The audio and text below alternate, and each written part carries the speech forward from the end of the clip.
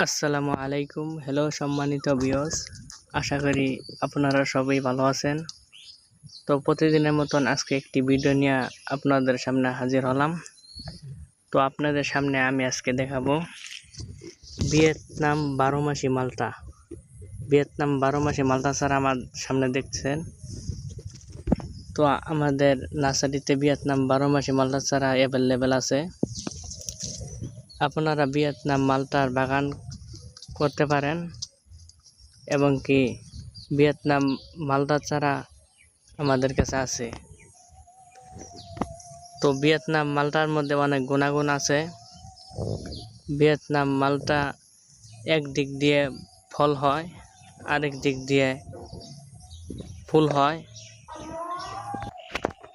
তো খেতে সুস্বাদু হয় এবং কি মিষ্টি হয়, রস হয়। তো আপনারা ভিয়েতনাম মালটা চারা বাগান করতে পারবেন। তো আপনারা ছাদ বাগান যদি কেউ করতে চান, ছাদ বাগান করতে পারবেন। আমাদের কাছে অ্যাভেলেবেল চারা আছে ভিয়েতনাম মালটা 12 মাসি। ভিয়েতনাম মালটা চারা আছে। ভিয়েতনাম মালটা অনেক লাভজনক ব্যবসা।